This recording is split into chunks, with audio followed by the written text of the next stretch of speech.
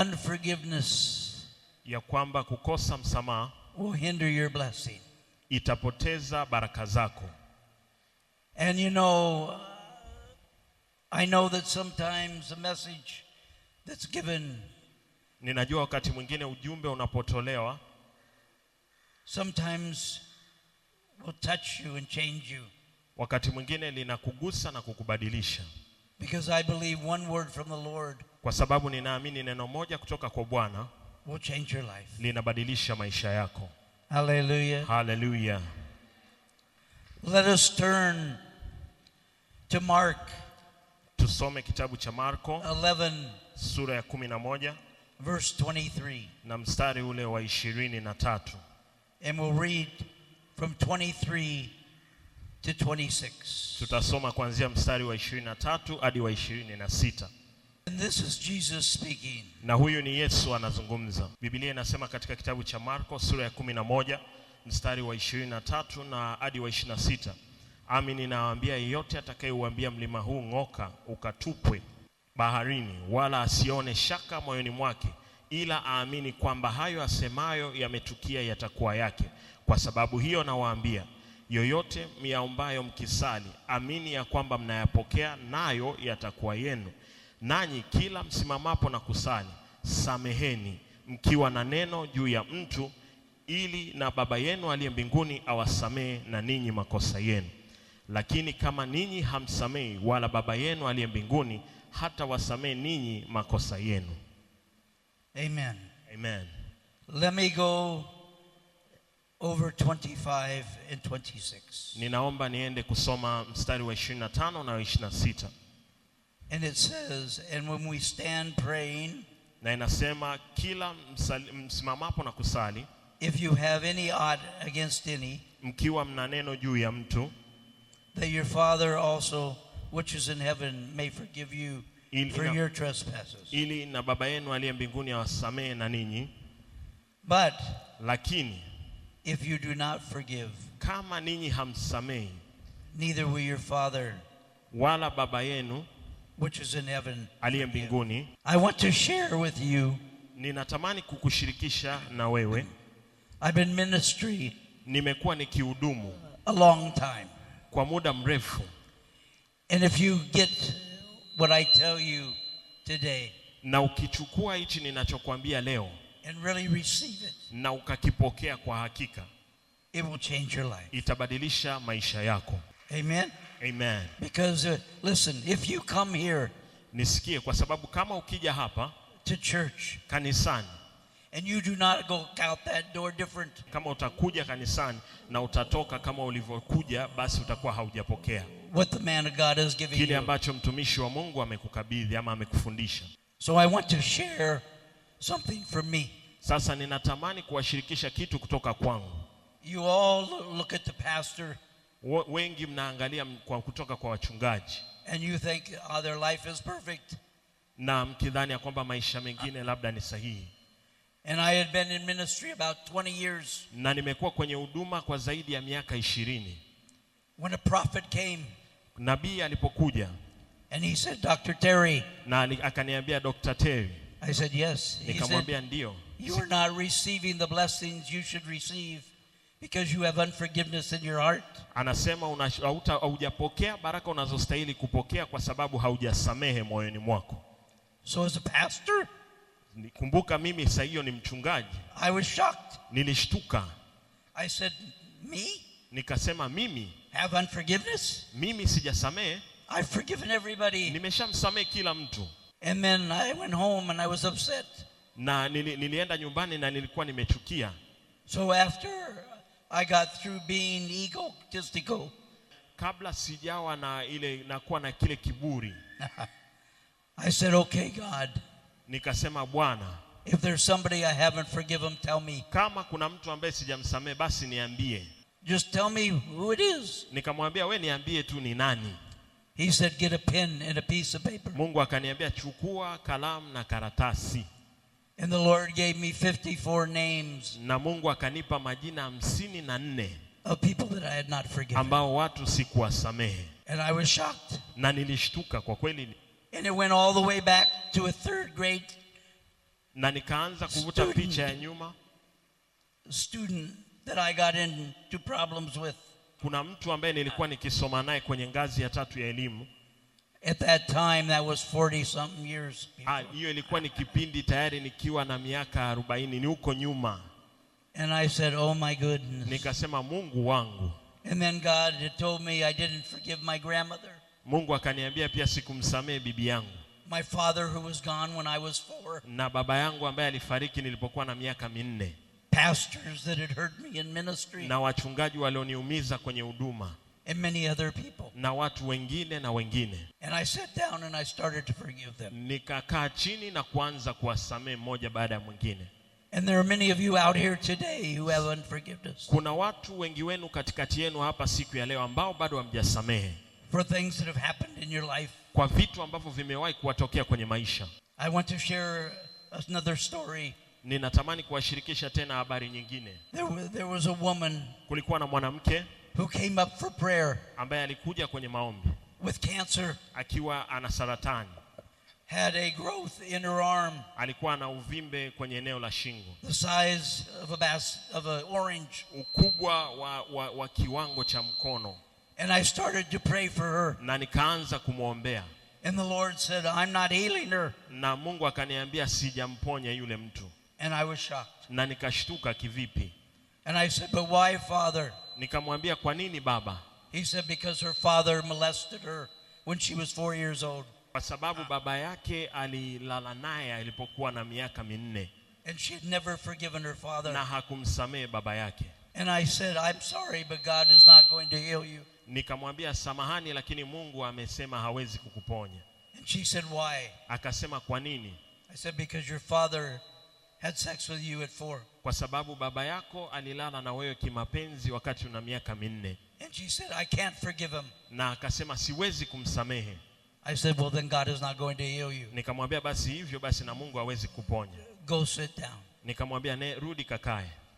And in the middle of the service, she started weeping. Na katikati ya huduma ama ibada ilipokuwa ikiendelea akaanza kulia. And she started to forgive her father. Akaanza kumwachilia na kumsamehe baba yake. And she came up. Akaja.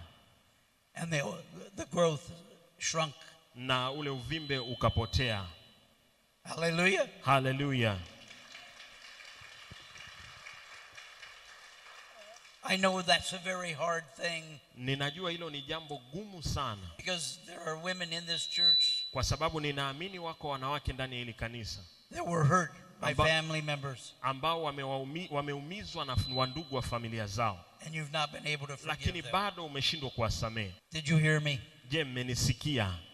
You're hindering your blessing by holding on. Unaweza ukapoteza baraka zako kwa ajili ya kutokusamehe kwa kushikilia. And I got to say this. Na ninatamani kusema hivi. If you can imagine, kama unaweza ukavuta picha what Jesus, ya Kristo, the Son of God, mwana wa Mungu, went through. Aliyoyapitia. They whipped him, pulled the skin from his body. Walimvuta, walimuumiza. His face was so bad they couldn't recognize it. Uso wake ulikuwa hauonekani wala utamaniki wala ajulikani. Yet he said on that cross, lakini bado alienda msalabani. And he said, forgive them for they know not what they do. Na akasema wasamehe kwa maana hawajui walitendalo. Many of you, wengi wenu, have unforgiveness in your hearts. Ndani ya mioyo yenu mmeshindwa kusamehe na kuachilia. And when you get rid of it, God will bless you. Lakini ukibadilika na ukaamua kusamehe, Mungu atakubariki. Bwana Yesu asifiwe. Hallelujah. Hallelujah. Let's turn to Ephesians. Tufungue kitabu cha Waefeso 4 verse 32. Sura ya 4 mstari wa 32. Efeso sura ya 4 mstari wa 32. Biblia inasema, tena iweni wafadhili ninyi kwa ninyi, wenye huruma, mkasameheane kama na Mungu katika Kristo alivyowasamehe ninyi. Yes, even as God has forgiven you. Kama vile ambavyo Mungu amewasamehe. We turn to Matthew. Tufungue tena kitabu cha Mathayo 6 sura ya 6 verse 14. Mstari wa 14. Biblia inasema, kwa maana mkiwasamehe watu makosa yao, na Baba yenu wa mbinguni atawasamehe ninyi. Mathayo sura ya 6 na ule mstari wa 14. Did you hear what I said? Mmesikia kile nilichozungumza? If you will forgive those that you need to forgive, kama mkiwasamehe, basi na wewe unapaswa kusamehe. The Lord will forgive you. Lakini pia Mungu atakusamehe na wewe. Ukiwasamehe wale waliokukosea, vivyo hivyo na Mungu atakusamehe.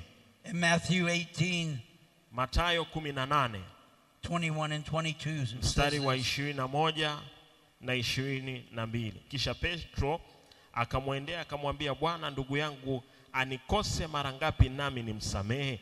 Hata mara 7? Mstari wa 22. Yesu akamwambia, sikwambii hata mara 7, bali hata 7 mara 70. One thing I know, kitu kimoja ninachokijua, you are in the right church. Upo kwenye kanisa sahihi. Hallelujah. Hallelujah. The Holy Spirit is here. Roho Mtakatifu yuko mahali hapa. Hallelujah. Hallelujah. We're going to read a few more verses. Tutaenda kusoma maandiko tena kadhaa. Luke 6. Luka sura ya 6. 37. Mstari wa 37. Biblia inasema, msihukumu nanyi hamtahukumiwa, msilaumu nanyi hamtalaumiwa, achilieni nanyi mtaachiliwa. Listen to me very clearly. Naomba unisikilize vizuri kabisa. The Holy Spirit is here. Roho Mtakatifu naona yuko mahali hapa. And it's going to put on your heart, na ataenda kuufanya moyo wako what you need kile ambacho unakistahili na kukipata. We can go to Acts 2 verse 38. Tutaenda kusoma Matendo ya Mitume sura ya 38. Acts 2 verse 38. Matendo ya Mitume sura ya 2 mstari wa 28. Petro akawaambia, tubuni mkabatizwe mkabatizwe kila mmoja kwa jina lake Yesu Kristo mpate ondoleo la dhambi zenu, nanyi mtapokea kipawa cha Roho Mtakatifu. Repenting and forgiveness. Toba na msamaha. And getting right with God. Na kupata enzi ya Mungu. Will allow the Holy Spirit to bring the gifts of God. Itamruhusu Roho Mtakatifu kuruhusu ile kazi yake ndani yako. Hallelujah. Hallelujah. How many of you want the gift of God, the gifts? Wangapi wanatamani kupata vipawa? You want to have the power of God. Unatamani kupata nguvu ya Mungu. You want to have the anointing. Unatamani kupata upako wa Mungu. You want to walk down the street and pray for somebody and they be healed. Unatamani kutembea na kumwombea mtu na akapata uponyaji. Every one of you have that ability. Kila mmoja ana uwezo huo. And God is raising up an army. Kwa sababu Mungu analiinua jeshi in this church. Ndani ya hili kanisa. Hallelujah. Hallelujah. 1 John 1:9. Waraka wa kwanza wa Yohana 1 mstari wa 9. Biblia inasema, tukiziungama dhambi zetu, yeye ni mwaminifu na wa haki, hata atuondolee dhambi zetu na kutusafisha na udhalimu wote. But if we say we have not sinned, we make him a liar. Tukisema kwamba hatukutenda dhambi, twamfanya yeye kuwa muongo, and his word is not in us. Na wala neno lake halimo ndani mwetu. Listen. Sikia. Every single person in here, kila mmoja aliyoko ndani mahali hapa, including me, pamoja na mimi, sins, dhambi. Everyone. Kila mmoja. You see, we say wrong things we shouldn't say. Tunasema vitu ambavyo hatukustahili kuongea, ambavyo ni vya uongo. We do things we shouldn't do. Tunafanya vitu ambavyo hatukustahili kuvifanya. We have thoughts we shouldn't have. Mawazo yetu yanawaza vitu ambavyo havikustahili kuwaza. Everyone. Kila mmoja. So you see, but kila mmoja anawaza tofauti. We want to be in right standing with him on a regular basis. We want to be righteous. Tunatamani kuwa watakatifu. But if you have unforgiveness, kama haujasamehe, you cannot be in right standing. Hauwezi ukawa mwenye haki. So today, hivyo leo, there's two things. Kuna mambo mawili tu that are very important. Ambayo ni ya muhimu sana. And I could tell you many stories. Ningeweza kukuambia hadithi nyingi of people's lives that were changed, ambao watu wengi maisha yao yamebadilika after they forgave. Baada ya kusamehe. And I know that there are certain things that a brother has offended you, a sister has offended you. Na ninajua kuna vitu vingi ambavyo ndugu zetu, watu wetu wa karibu, dada zetu, kaka zetu ambao wametuumiza. Someone in the church has offended you. Au mtu wa kanisani ambaye amekuumiza. Someone in your job has offended you. Wa kazini kwako ambaye amekuumiza. And you were angry. Na una hasira naye. And you were hurt. Na umeumizwa. But you must forgive. Lakini ni lazima usamehe. Amen. Amen. I only tell you what Jesus said. Ninachowaambia ni kile tu ambacho Kristo alikisema. Because anything else is just man's opinion. Yesu anasema hivi leo. You have to forgive others that have hurt you. Ni lazima usamehe wengine. So for he can forgive you. Ili na yeye aweze kukusamehe. For the things you have done. Kwa yale mambo ambayo umeyafanya. Amen. Amen. And as a pastor, na yeye kama mchungaji, if I had to ask God to forgive me, to ask God to help me forgive people. Kama mimi, yeye kama mchungaji angetamani amuombe Mungu, yeye kama yeye kumuomba Mungu aweze kusamehe watu. Then I know that there are those that need to ask God to help them to forgive others. Na ninajua kwa kufanya hivyo pia kuna watu ambao pia na wenyewe wanamuomba pia Mungu asamehe na wengine, na Mungu pia atawasamehe na wao. The other thing, jambo lingine, is the blood of Jesus. Damu ya Yesu has covered you. Yeye imekutunza wewe. And he's covering your sins. Na inaendelea kukutunza. And he wants you to come to him. Na anahitaji uje kwake, umrudie yeye. And seek him. Na umtafute. And cry out to him. Na kumlilia yeye. Amen. Amen. And if Jesus came right now, kama Yesu akija sasa, you would be going with him. Utaenda pamoja naye. Hallelujah. Hallelujah. Because I want to tell you, kwa sababu natamani nikuambie, the Lord has said time is short. Kwa sababu Bwana anasema muda ni mchache.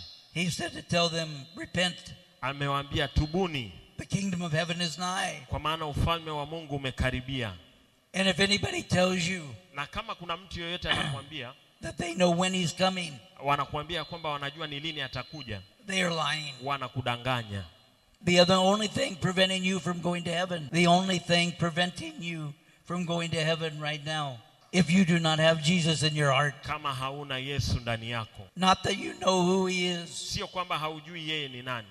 Everybody knows who God is. Kila mmoja anamjua Yesu ni nani. The Muslims know who God is. Waislamu wanamfahamu yeye ni nani. The Buddhists know who God is. Mabuddha wanamjua yeye ni nani. The New Age know who God is. Dini zote na wengine hao wanamjua yeye ni nani. If there's anyone out there today, kama kuna mtu yoyote kule nje leo that does not know him, ambaye hamjui yeye Kristo, we say another prayer. Tutaomba ombi lingine. So if you do not know him, kama unajua haumfahamu Kristo, you do not have a personal relationship. Hauna uhusiano na Mungu, yani unahitaji kuokoka, ndo maana yake. Not just know him who he is in your head. Unaweza ukawa unamfahamu ndani ya ufahamu tu ya kumfahamu, but have him living in your heart. Lakini haishi ndani ya moyo wako. Then say this prayer. Kisha basi hebu sema na mimi ili ombi. Say, Father in heaven. Sema, Baba wa mbinguni. I come before you today. Ninakuja mbele yako siku ya leo. I ask you to forgive me and I repent. Ninakuja mbele zako kwa moyo wa msamaha na ninatubu. I receive you into my heart. Ninakupokea wewe ndani ya moyo wangu. I thank you for dying on the cross for me. Ninakushukuru kwa ajili ya kufa msalabani kwa ajili yangu. I thank you for saving my soul. Ninakushukuru kwa sababu ya kuiokoa nafsi yangu. Sending me the Holy Spirit. Naomba unitumie Roho wako Mtakatifu. And that I can be with you in eternity. Ili niweze kuwa na wewe katika umilele. If you said that prayer today, kama umesema ombi hilo siku ya leo, you are saved. Wewe umeokoka. Hallelujah. Hallelujah. I want to tell you something. Ninatamani niwaambie kitu. That today, ya kwamba leo, there are many people preaching false things. Wako watu wengi ambao wanahubiri mahubiri ya uongo. It says in the end times there'll be many false prophets. Inasema ukisoma kwenye kitabu cha mitume inasema ya kwamba siku za mwisho watakuja manabii wa uongo. So it's important you're in a church where the word is being taught. Hivyo ni vizuri upo kanisani mahali ambapo tunajifunza neno la Mungu. If Jesus comes on Sunday, kama Yesu akija leo Jumapili, there'll be many churches kutakuwa na makanisa mengi where half the people will be left. ambao watakuwa watu wengi wamebaki. And there'll be many men standing behind the pulpit. Watakuwepo pia na watumishi wengi wa Mungu ambao wanasimama kwenye madhabahu. And we'll still be there when Jesus comes. Na bado watakuwepo wakati Kristo atakaporudi leo. Wondering what they did wrong. Watashangaa ni kitu gani walichokosea mbele za Mungu. Because they varied from the word. Sababu wanalifundisha tu neno. And they teach other doctrines. Fundisho mengine nje ya neno la Mungu. Listen, the Holy Spirit sikiliza, Roho Mtakatifu is here. Yuko mahali hapa. Amen. Amen. And God is going to raise this church up. Namuomba Mungu akaliinue kanisa hili.